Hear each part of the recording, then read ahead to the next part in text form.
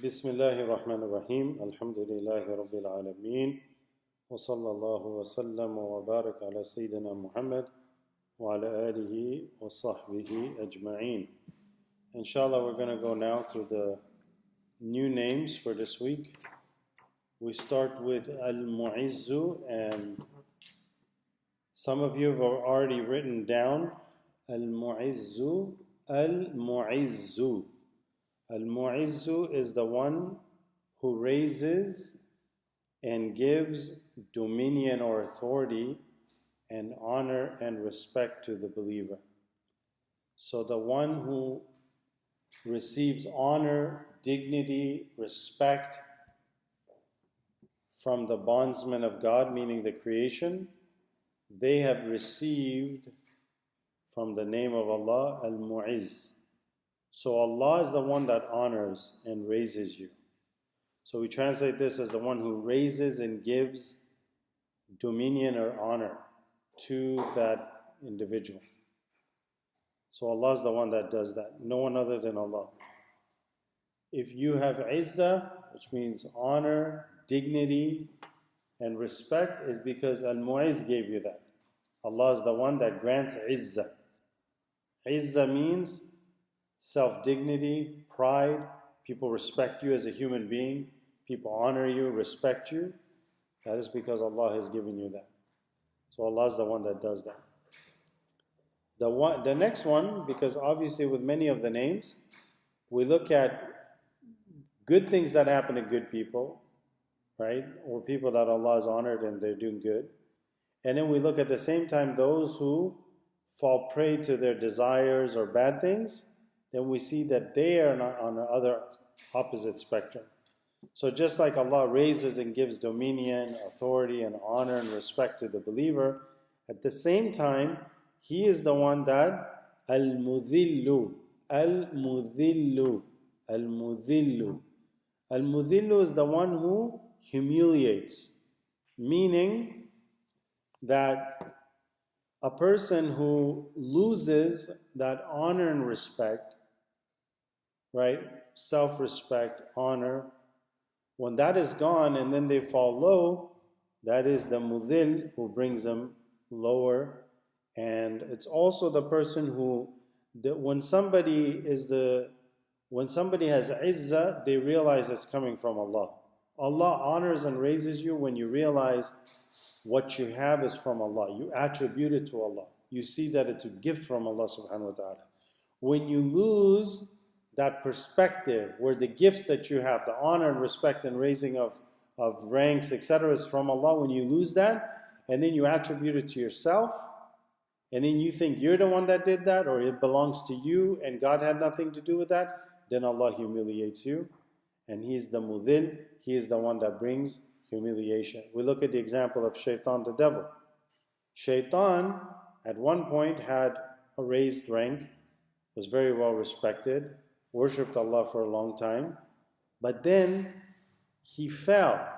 A'udhu billah. And the reason he fell is because he started to see himself, and he no longer saw things were from Allah subhanahu wa ta'ala. He became arrogant, he became disrespectful and disobedient to Allah subhanahu wa ta'ala.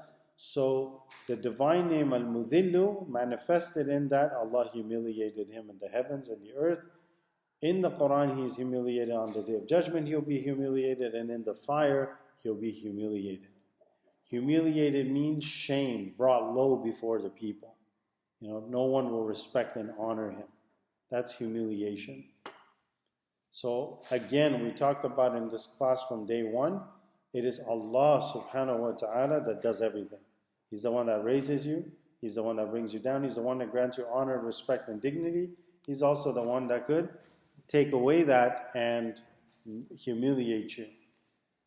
So that is Al-Mu'izzu, Al-Mudhillu, and now it's As-Sami'u. As-Sami'u means the all-hearing one. Allah subhanahu wa ta'ala is the one who can hear everything. But His hearing is not like our hearing, of course. Allah subhanahu wa ta'ala doesn't have ears. He doesn't have the instruments of what goes in the ear to listen with, right? ear canal, the eardrum, etc., Allah doesn't have any of that. Allah is not a body. Allah is not particles. Allah subhanahu wa ta'ala is not made out of any material substance like atoms or electrons or none of that. Allah created all that. And Allah is not made out of light. He's not made out of darkness. These are particles of energy or lack of energy, right? None of those things are like Allah subhanahu wa ta'ala. So, because Allah is so unique and there is no other God but Him, we don't know how to compare Allah to anything because He's not comparable to anything. In that case, when we say He is the all-hearing one, we acknowledge and we understand Allah hears, but not like how we hear. Allah's hearing is absolute, perfect, and not restricted to any restrictions that we're restricted to. Right now, you're restricted to hearing me speak at this moment as I speak. And you're also limited to hearing me depending on how far you are and how good your hearing works. That's how you can hear me. Allah subhanahu wa ta'ala doesn't hear like that. He hears with a hearing that is absolute, perfect, not restricted to time and place. He subhanahu wa ta'ala hears in His own way. We don't know how it is too. But what the opposite of this is very important as Muslims. If you say Allah cannot hear, that means He cannot hear. If He doesn't have hearing, He cannot hear. That's a deficiency that makes Him not be God. The intellect will reject it. Can you imagine you call upon a God that cannot hear you, right? You have to go to a place so He can hear you. That's a deficiency. We don't believe of Allah that He is deficient or lacking some perfection. If God is God, He's got to be perfect. And if God has all power, He has to be able to hear everything. Otherwise, He's not God. So it's very simple put. God has to be able to hear everything. Why? Because otherwise He cannot be God. He's not going to be all powerful. And we believe God is all powerful. Al-Basir is the all-seeing. Allah subhanahu wa ta'ala sees everything we're doing. And again, His seeing is not like our seeing. Our seeing, we have two eyes. Allah doesn't have eyes. Allah ta'ala doesn't have a body or anything, physicality like that. But Allah subhanahu wa ta'ala sees in a way that is absolute and perfect and godlike, and we don't know what that's like. We have no idea. But He has sight. If God cannot see you, imagine what the intellect will think of.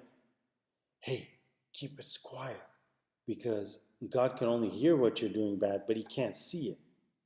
That's terrible. We would not accept that because we don't believe God cannot see you. That's a deficiency, right? If God is all powerful, we imagine God to be all powerful and all seeing and all hearing. Well, He's got to be able to see me. Otherwise, it's a deficiency. Is that clear what I'm talking about? You guys know what I mean, right? If Allah cannot hear or see you, that's a serious deficiency that doesn't make Him God, right? So that's what's important. Sami'ul Basirul Hakam. Al-Hakam, we've translated Al-Hakam as the one who gives judgment or a ruling. The one who gives judgment or a ruling. And the Hakam is the one who creates all things, gives a judgment, everything that is in existence, and it's going to be in line with the divine decree of what's already written in the Lawh al-Mahfuz and the preserved tablet before the heavens and the earth. Whatever is happening is going to and will happen in your life for eternity has already been predestined and written, and Allah is the one that proportioned that and gave it His judgment on how it's going to be, how it's going to be laid out, and the rulings and everything else. Allah subhanahu wa ta'ala is the one that does that, Al-Hakam. Also from that, the scholars mentioned that Allah ta'ala brings absolute justice and truth, and no one can reject it. So that is the Hakam. No one can reject His decree, or no one can prevent or delay His judgment and His ruling. So if Allah wants something, no one can push it back. No one can prevent it. No one can reject it. No one can stop it. It's going to happen because He's the one that gives judgment and ruling, and it's going to follow through. So that is Al-Hakam. Al-Hakam. So we have المعز المذل سميع البصير الحكم العدل. Our next one is العدل. العدل. And al-adl is the one that's translated as the just one. Al-adl is the just one. Opposite of which would be injustice and things not being fair. Allah Ta'ala is fair. Allah Subhanahu wa Ta'ala is just. Right? And what just means in the Arabic language and how we look at it as Muslims concerning the divine name is that the just one is the one who put everything in creation exactly where it's supposed to be. Allah Subhanahu wa Ta'ala is the one who put everything in creation exactly where it's supposed to be. It's proportioned. You know, when the water would come down, how the earth is spread around, how the light and darkness travels, all the rules and laws of physics and everything else, everything is put in a perfect order and fashion. Al-Hakam is the one that gave ruling to all of that, and Al-Adl is the one that indicates his absolute justice, his knowledge and wisdom of how he's laid everything out in such a beautiful way that it's just. It's what makes sense. It's perfect order.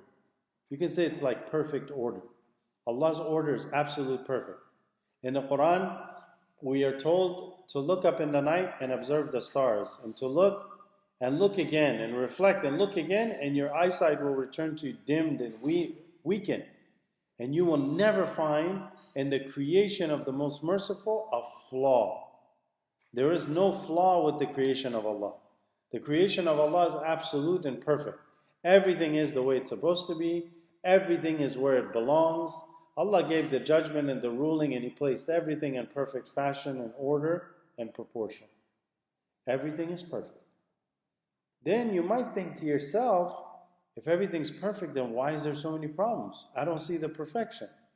One of the reasons you cannot see the perfection is because you're too weak.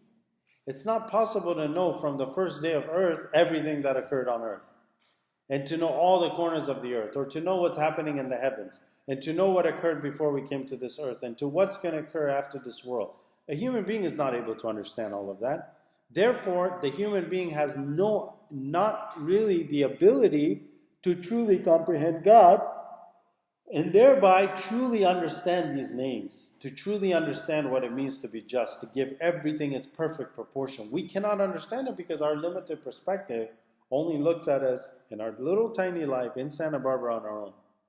But we cannot see everything everywhere. And Allah Ta'ala, He can see everything everywhere.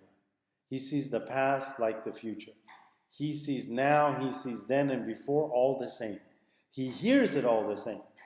And His hearing is not, any way resembles humanity. His seeing is not in any way that resembles seeing. Okay? Everything is in perfect order. Everything is in perfect order. So that is Al-Adl. Allah is just. Allah Subhanahu wa Ta'ala is just.